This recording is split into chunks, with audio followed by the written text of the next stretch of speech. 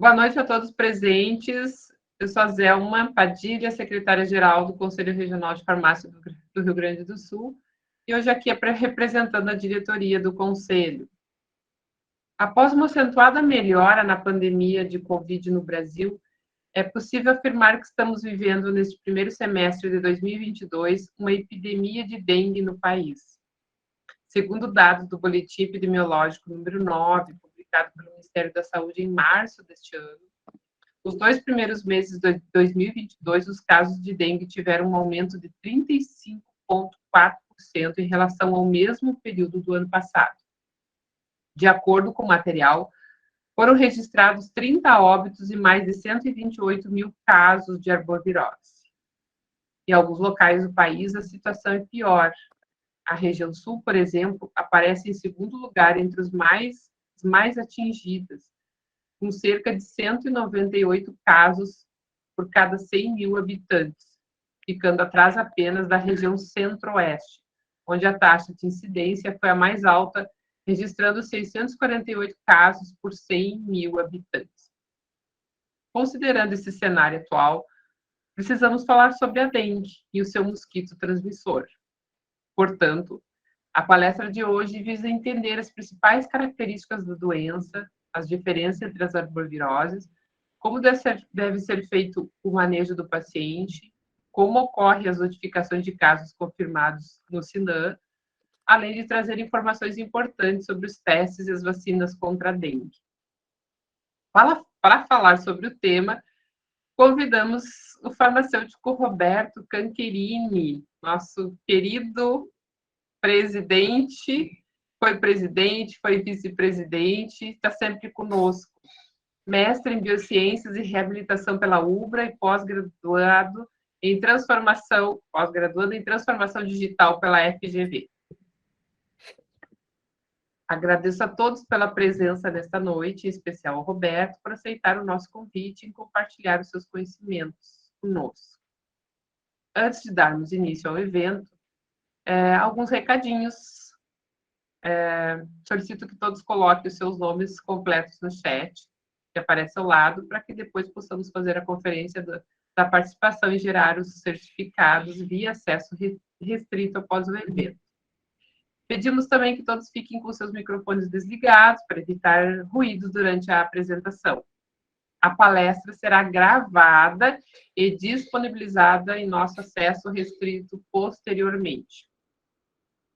Podem anotar suas dúvidas durante a apresentação, e, afinal, abriremos espaço para os questionamentos. Podem escrever suas perguntas no chat, como também abriremos o microfone para todos poderem interagir com o nosso palestrante.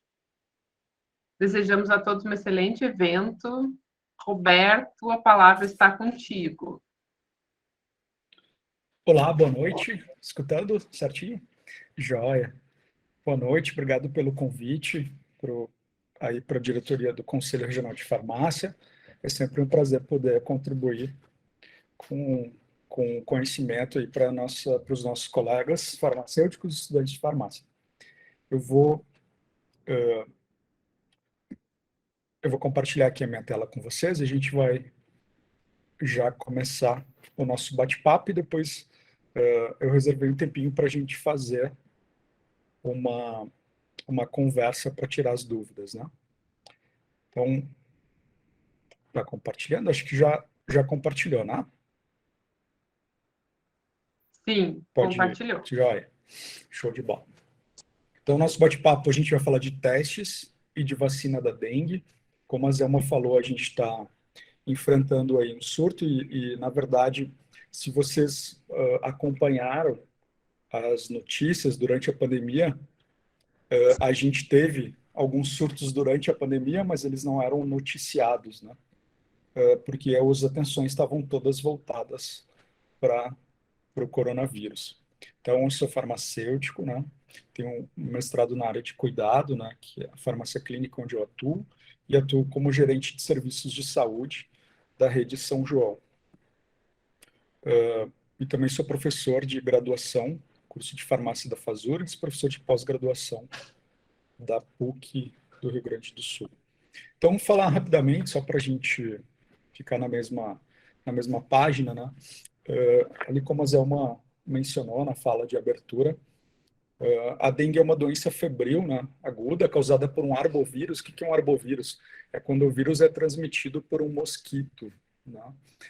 Este vírus específico é o Aedes aegypti, e ele transmite, além de dengue, né, a zika, chikungunya e também a febre amarela, né? São da mesma família de vírus, né? Por isso que a gente brinca que é um mosquito super empreendedor, né? Falando de dengue especificamente, tem quatro tipos, né? Quatro sorotipos de vírus da dengue, né? 1, 2, 3 e 4. E os testes hoje disponíveis no mercado e a vacina, elas conseguem identificar, aí a vacina combate esses quatro sorotipos, e o teste identifica esses quatro sorotipos também, né?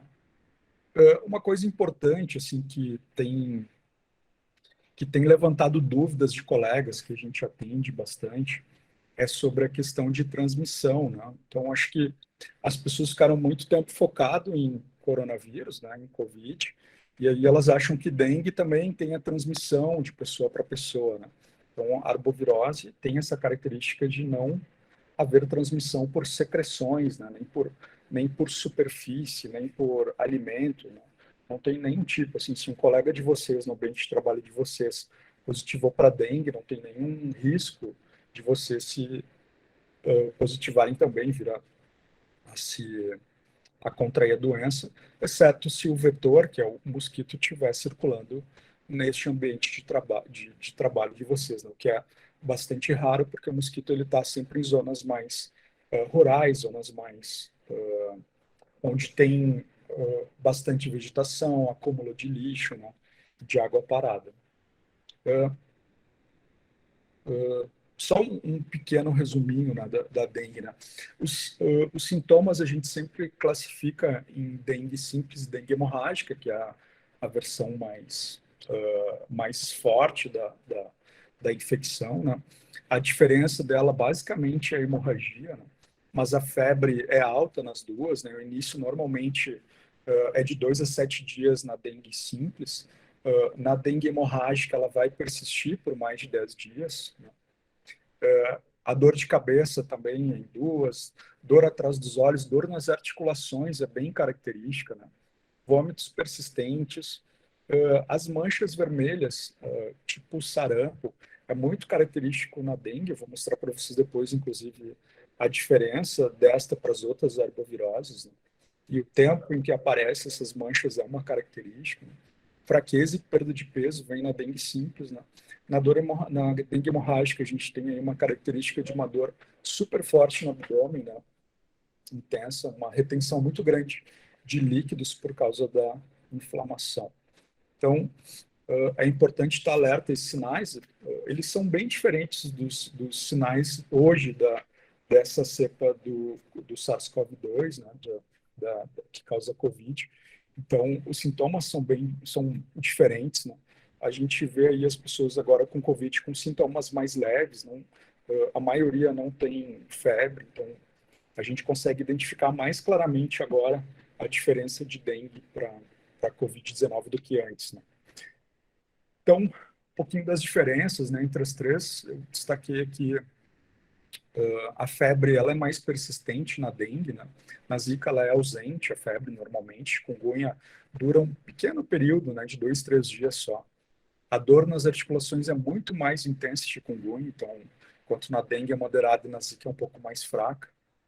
Então, a gente identifica aí chikungunya, por exemplo, com a febre de curtíssima duração, 2, 3 dias, e uma dor forte nas articulações, né? Também a gente consegue diferenciar as doenças essas doenças pelos tipos de mancha na pele, né, no corpo, como o sarampo. A dengue vai surgir a partir do quarto, quinto dia, enquanto a chikungunya já surge no primeiro dia, né? Zika também nas primeiras 24 horas, né? E vermelhidão dos olhos também é uma característica de zika e chikungunya que não tem na dengue, né? Aqui tem um fluxograma que eu vou deixar a apresentação disponível para vocês depois. Mas vocês podem tirar print da tela também. Aqui tem um fluxograma que a gente orienta sempre os farmacêuticos a seguirem na hora de de avaliar clinicamente o paciente para decidir qual tipo de teste que vai fazer e também se tem algum sinal de alerta para encaminhamento para o serviço de saúde, né, de urgência e emergência. Então, aqui abaixo dessa barra amarela aqui, eu tenho os sinais de alerta, que são importantes sempre, né? Se o paciente chegar na farmácia de vocês com uma frequência bastante alterada, frequência cardíaca, uma pressão sistólica abaixo de 90, diastólica abaixo de 60, né? O paciente com uma temperatura acima de 39 graus, né, que é uma febre bastante alta, né, uma saturação baixa, sinal de alerta. Qualquer tipo de sintoma como este são sinais de alerta para encaminhar direto o paciente para o atendimento médico, né, não retardar isso. Né. A gente pode fazer o teste, não tem problema, né, pode fazer o teste no paciente, mas já encaminhar ele para um serviço, né, independente se vai ser dengue ou não, né, porque são sinais que referem a algum tipo de doença com agravamento. Né. Também, se a pessoa tem hipotensão postural, é um sinal muito comum em dengue, né. Em dengue que vai virar para dengue hemorrágica, a hipotensão postural é um sinal de alerta importante. Né. E aí a gente faz o teste aí para saber se o paciente tem dengue. Existem dois tipos de teste, né? O teste de anticorpos e o teste de antígeno. Né? A diferença desse teste, as pessoas estão muito acostumadas com antígeno de COVID, que é um teste com uma coleta por swab nasal. A coleta de antígeno para dengue é no sangue, na punção capilar, é no sangue total. Então, essa é a diferença, o teste tanto de antígeno quanto de anticorpos para dengue é por punção capilar. Né? E o teste de COVID é diferente porque a coleta é por swab nasal. Então, essa é a diferença dos dois. Então, de dengue existe o teste isolado, só de anticorpos, o teste de antígeno, que a gente chama de NS1, e existe o combo, que inclui antígeno e anticorpos. Né? Particularmente, eu tenho conversado com alguns médicos, assim, que trabalham com arboviroses, né? E outras doenças tropicais, e eles sempre referem assim que o teste de anticorpos ele tem a utilidade de fazer rastreamento, né, perfil epidemiológico da população acometida aí por um surto de dengue, né. É só para este fim, né. Eles acabam não tomando como determinante para a fase aguda da doença, exceto se o serviço de saúde do município só tem o teste de anticorpos, né. Aí, se o serviço de saúde, né, o posto de saúde lá, tem só o teste de anticorpos, eles fazem esse teste e consideram IgM fase aguda enfim, para determinar o diagnóstico da doença. Né? Mas o teste mais recomendado é o NS1, que é o teste de antígeno. Né? Então, ali embaixo, né, nos quadros vermelhos, tem uns resultados possíveis do teste. Eu vou mostrar para vocês o teste. Né? Um teste de anticorpos, então, para paciente, para investigar dengue, a gente pode fazer a partir de 3 dias, né? E o teste positivo para IgM sugere infecção primária, né? Infecção ativa, recente. O resultado positivo IgG sugere já o estágio final, depois de 2 semanas de ter contraído a doença. Né? A gente tem também o reagente para NS1 sugere infecção ativa, né, que é o caso ativo de dengue, início do diagnóstico, entre o primeiro 4, 5 dias após o início dos sintomas, ele é recomendado. Né. Deixa eu mostrar para vocês o teste. Eu trouxe aqui, eu não tenho relação com nenhum fabricante, mas os que eu conheço, tá, com a minha prática, eu conheço o teste do fabricante Mad Levinson e o teste do fabricante Ecodiagnóstico, tá? São os dois testes que eu já trabalhei na minha prática, tá? Então, são os testes que eu posso falar. Desconheço testes de outros fabricantes sobre se funciona, sensibilidade, essas coisas, né? Eu trouxe aqui para vocês olharem como é que é o teste combo, porque como se fossem os dois cassetes juntos, né, num teste só, para poder demonstrar para vocês a diferença dos testes. Né. Então, ele tem na opção separado, né? A maioria dos municípios utiliza somente teste de anticorpos. Ele tem o combo, que são os dois testes juntos, tem só o NS1, que é o teste de antígeno, né? Então, aqui do lado, vocês olhando a minha tela, no lado esquerdo aqui, tem então o teste de antígeno, NS1, do lado direito tem o teste de anticorpos, né? S é do inglês sampler, que é onde a gente coloca a amostra, né? Então, a gente tem a primeira amostra colocada aqui enfim, neste buraco, eu ia dizer, neste orifício aqui, né? Nesse poço de amostra, né? É muito importante o farmacêutico estar atento na hora de fazer o teste, porque um erro nisso aqui, se a gente coloca a amostra aqui, onde vai o reagente, na solução tampão, já dá um erro no teste, então tem que ter esse cuidado para colocar sempre no local indicado, né? E aqui no NS1 a gente tem o poço sampler não está identificado, né? Mas só tem um tipo, né? Só tem um local para colocar a amostra, não existe dois, não é separado. Então, aqui o campo M de GM, o campo G, né, do IgG, e o campo controle da linha controle, o básico aí de um teste de monocromatografia, né, por membrana de nitrocelulose. Tá? E a gente tem também aqui o NS1, mesma coisa, a gente vai colocar a amostra aqui no posto de amostra, né, que não está identificado com a letra S, diferente do outro, e a gente não vai colocar reagente aqui deste lado. Vou fazer o passo a passo aqui com vocês, né? Tem um videozinho, né? E eu vou, ele não tem som, tá? Eu vou só falar para vocês alguns pontos importantes, né? Então, é um teste combo, ele tem os dois tipos de detecção, né? O dispositivo, então, vem dentro da caixa, junto com a solução tampão e as duas pipetas, uma para coletar anticorpos, uma para coletar antígeno, né? O cassete, então, tem os dois testes no mesmo cassete, é um cassete único, né? Da cavidade do diluente, é da amostra, né? Para o teste IgG, eu já falei no slide anterior. Aí.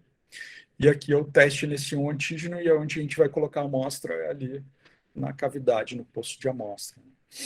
O procedimento é relativamente simples, eu vou fazer essa pseudo do paciente, vou fazer a coleta inicial do teste de anticorpos, né? Fazer a punção capilar, desprezo a primeira gota, no teste padrão de punção capilar. Vou coletar a primeira amostra, que é um pouquinho menor, né? Tem só 10 microlitros, é só até aquela marquinha ali da pipeta que vocês estão vendo, né? É uma coleta simples de fazer, mesmo que uma coleta de glicemia, né, perdão. Vou despesar a amostra enfim, no poço, né, na cavidade do sampler da amostra, né? E aí depois eu vou pingar as 3 gotinhas ali do meu solução reagente, né? Sempre despesar bem devagarinho, né, a amostra para não criar bolha, né? Então, esse teste são 3 gotas, você tem que analisar o teste que vocês estão utilizando, né? E aí tem que aguardar os 15 minutos, né? Então, uma informação importante, eu posso utilizar o mesmo dedo para fazer a segunda coleta, né? Aí vai depender se o meu paciente tem uma amostra boa, né? Saindo bastante sangue do dedo, ou não. Então, eu oriento nos meus treinamentos que o farmacêutico faça num outro dedo a coleta do NS1. Por que isso, gente? Aqui eu dei um pause. A pipeta utilizada para o NS1, teste de antígeno, é uma pipeta de 100 microlitros, tá? Aqui pode parecer pequenininho, mas ele é bastante sangue. Para quem está acostumado a fazer beta-HCG de punção capilar em paciente, beta-HCG também coleta 100 microlitros, né? É uma coleta que tu tem que segurar o bulbo pressionado, né? Encostar na amostra e tem que puxar, ir largando bem devagarinho o bulbo, né? Tem que ter esse cuidado. Não pode criar bolha aqui no meio, não pode criar espaços de ar, né? Tem que ir puxando devagarinho. Tem paciente que tem problema de coagulação aqui e, por exemplo, não sai sangue, né? Ou, enfim, então é difícil às vezes de tu ter a simetria entre a mão que tu está puxando a amostra aqui, mais a outra que tem que ficar sempre apertado. Tem que fazer com calma, é uma coleta que tem que ter calma e tem que ter prática, né? Então, é importante, às vezes vocês conseguem comprar essa pipeta de 100 microlitros só para testar a coleta, né? Então, daí vocês não gastam, por exemplo, um teste todo se vocês perderem a pipeta, né? Se extravasar muito sangue, ela cair no chão, enfim, a pessoa ficar nervosa, né? Isso pode acontecer com farmacêutico que não tem muita experiência na coleta, né? Então, eu segurei o bulbo e vou subindo devagarinho a amostra até chegar à marca. Eu não solto todo o bulbo, porque a amostra vai subir toda para o bulbo, né, e eu vou perder a amostra. Ela não vai sair daqui depois, então tem que ter esse cuidado. E aí, eu faço a coleta necessária dos 100 microlitros, né, e, e aí eu tô com a amostra pronta, né. Então, aí, pode ver que no próprio vídeo já demorou um pouquinho, né. Atente-se ao tempo da coleta para evitar a coagulação da amostra. Então, tem que fazer tudo na sincronia perfeita. Eu sugiro vocês treinarem essa coleta antes de partir para um paciente. Tá? E aí, coletei os 100 microlitros necessário, tá? Já vou despesar ali no cassete devagarinho, tá? Esse teste ele não vai utilizar a solução tampão. Eu largo bem devagarinho o sangue, tá? Para evitar criar bolha no poço da amostra, tá? Então, eu evito encostar a pipeta na membrana, vou largando ali, vou colocar o teste e vou aguardar os 15 minutos, tá bom? É 15 minutos para cada teste, tá? Então, como eu vou fazer na sequência, vai dar mais ou menos o mesmo tempo, tá? O que que é importante, assim, o que que é importante? Aqui ele vai correr o teste, né? E ele vai aparecer a linha controle nos dois testes, né? Como um teste de imunocromatografia, né? E aí, gente, eu tenho que aguardar os 15 minutos, eu não posso liberar um resultado antes do tempo correto indicado na bula, né? Tem limite mínimo e limite máximo de leitura. Para qualquer teste de imunocromatografia, ele funciona assim, né? Esse aqui de 15 a 30 minutos, não ler após 30 minutos pode ter uma reação cruzada aí e dar um resultado diferente depois do tempo máximo, né? Então, deixa eu passar aqui. O que é importante? Assim, dengue é uma doença de notificação compulsória, né? Então, tem uma peculiaridade que, que a notificação ela é diferente do teste de COVID, né? Ele não é feito pelo ESUS, ali, que o farmacêutico está acostumado a utilizar a notificar teste de COVID pelo ESUS. A notificação é diferente, é por um outro sistema, e só quem tem acesso a essa notificação é a vigilância epidemiológica do município, né? Então, o farmacêutico ele tem que contatar a vigilância municipal, epidemiológica municipal, e checar como que eles querem que seja feita a notificação. Como que tem sido na minha prática, assim, cada município que a gente atende é um jeito diferente, mas o padrão é a gente notificar, né, fazer a notificação por e-mail com os dados de uma planilha padrão, né? Então, a vigilância nos envia a planilha com os dados que eles querem, a gente faz a notificação, né, todo o dia de noite, é feita a notificação dos testes realizados por dia na mesma planilha, né? Então, vocês podem, né, é importante verificar com a vigilância epidemiológica do município de vocês para checar como que é feita essa notificação, mas ela é compulsória, né? É obrigado a fazer. Tem que ter um POP, evidente, todo teste tem que ter, né? No Clínica X, que é o prontuário eletrônico, por exemplo, que nos atende aqui, eles já dão uma sugestão de POP, pronto, uma redação, então a gente só adapta com a nossa realidade, fica mais fácil, né? E aí o Clínica X já dá a sugestão de todos os testes, já sugestão de redação de POP para vocês revisarem e avaliar. Isso ajuda a não perder tempo, né, fazendo pesquisas. Agora é importante, evidente, ler de cabo a rabo, né, e adequar o POP com a realidade da sua farmácia, né? Um dado, essa informação, então, do teste de dengue, né? Eu acho que o farmacêutico, para decidir colocar na sua filial, na sua farmácia, eu acho importante consultar os dados epidemiológicos, né? Os boletins epidemiológicos. Não tem sentido colocar teste de dengue numa cidade que não tenha surto de dengue, né? Fazer investimentos, estudar o assunto, né? O manejo do paciente é um manejo relativamente está dentro da nossa conduta normal de atender outros tipos de doenças. Então, é importante, por exemplo, a Zelma falou que o conselho vai ter um folder padrão aí que vocês podem utilizar, então o CRF vai ter um folder ali com informações básicas do manejo do paciente, né? Eu acho que isso é legal, acho que ajuda vocês a ter um serviço de qualidade, né? E um outro dado, uma outra informação importante, né, como todos os outros testes feitos em farmácia, vou dar a minha opinião quanto farmacêutico, é a minha opinião, não reflete a opinião da empresa que eu trabalho, mas eu acredito na importância de ter um laboratório de apoio, né? Por que isso, assim, um laboratório de apoio? A gente, a gente troca a experiência dos farmacêuticos de drogaria com os farmacêuticos bioquímicos, né, que tem a prática de bancada.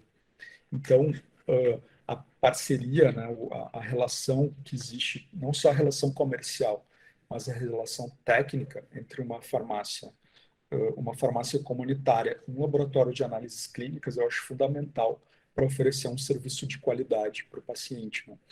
E lembrando, né, existe a diferença, por exemplo, se tu vai fazer este teste num laboratório de análises clínicas, se for um teste, a coleta utilizada no laboratório, ela pode ser feito também o teste de função capilar, que daí neste caso seria o mesmo teste feito na farmácia, mas o laboratório também pode fazer a coleta venosa, né, com sangue, com plasma, né, soro.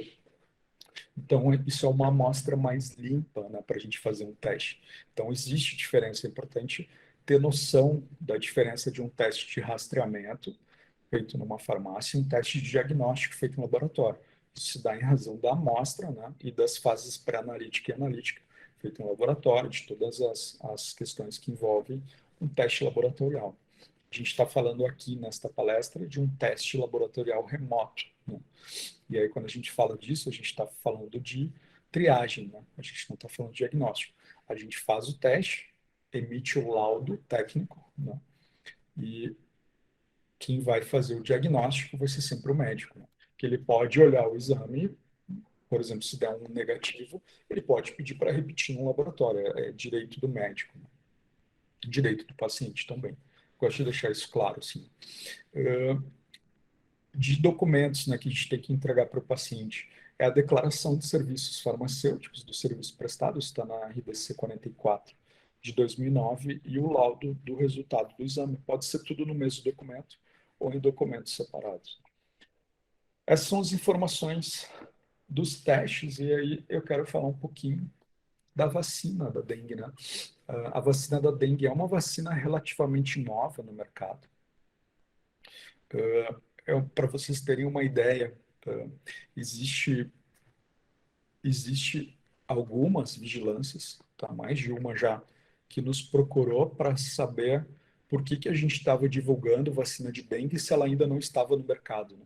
Então a gente teve que mostrar para a vigilância bula, né, a vacina, mostrar, né, que está regulamentada, tem registro na Anvisa, né, já está no mercado há uns 3 anos, 3, 4 anos, acho. Não sei de cabeça, tá? Não quero mentir.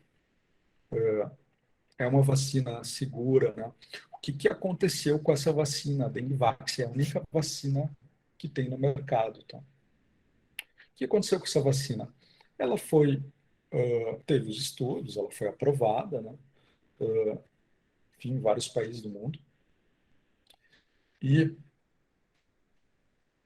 a vacina, quando começou a fase 4, que é o pós-registro, né? Pós-comercialização, a fase 4 de um medicamento, é sempre a avaliação de como vai se, na vida real, né?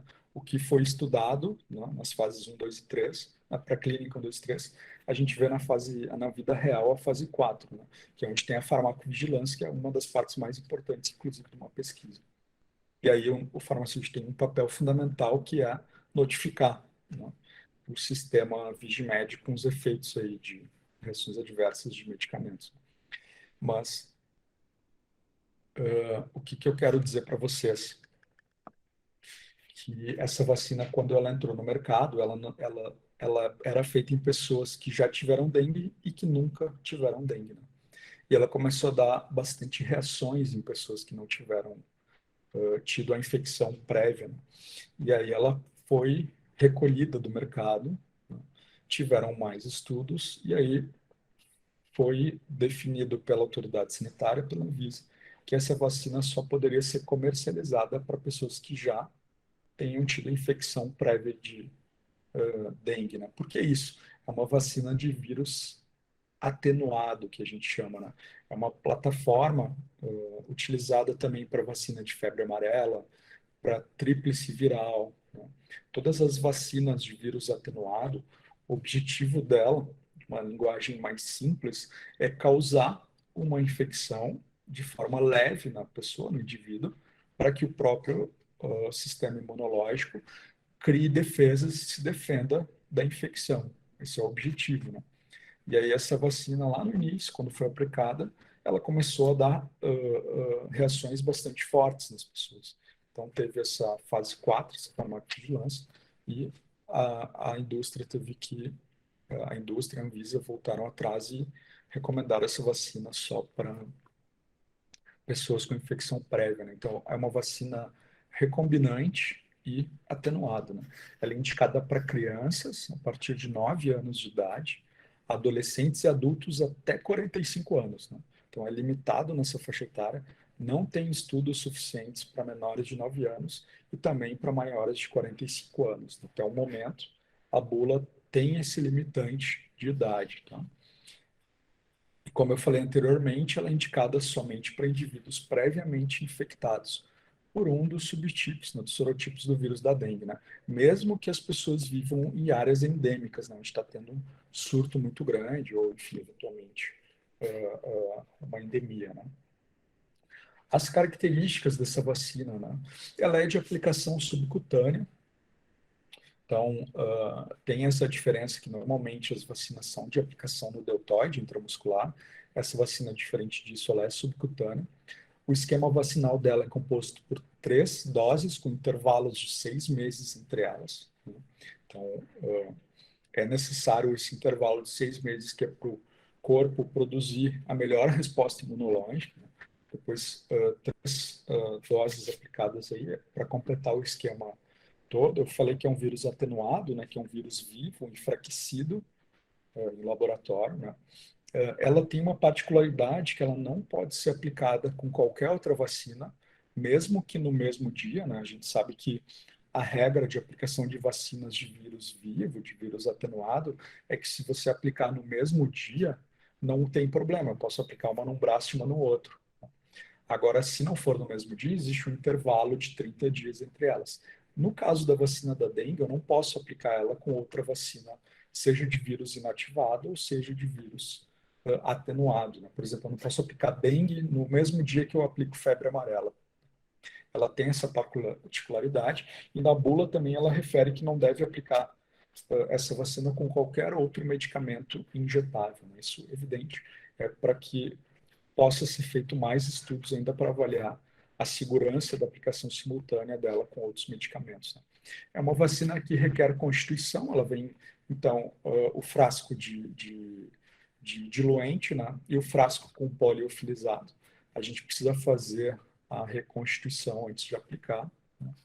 E se a pessoa teve dengue diagnosticada, ela precisa esperar um intervalo de pelo menos 4 semanas do início da infecção para fazer a aplicação, né? São as características aí da vacina da dengue, né? Ela é contraindicado, altamente contraindicado para pessoas imunodeprimidas, né? Especialmente pessoas transplantadas, pessoas que têm doenças autoimunes, né? Que fazem uso de corticoides aí por tempo prolongado, acima de 20 miligramas por dia, né? Em tratamento quimioterápico, pessoas com HIV que não esteja indetectável, né? Com HIV descontrolado. Então, neste caso específico de HIV, é importante conversar com seu médico para avaliar o risco-benefício de aplicar essa dose, né? pacientes gestantes ou amamentando, evidente, né? Uma vacina de vírus atenuado, enfraquecido, é indicado para gestantes, né? Pessoas sem contato prévio com o vírus da dengue, né, a gente chama de soro negativos. Então, se a pessoa nunca teve a infecção por dengue, ela não pode tomar essa vacina, né?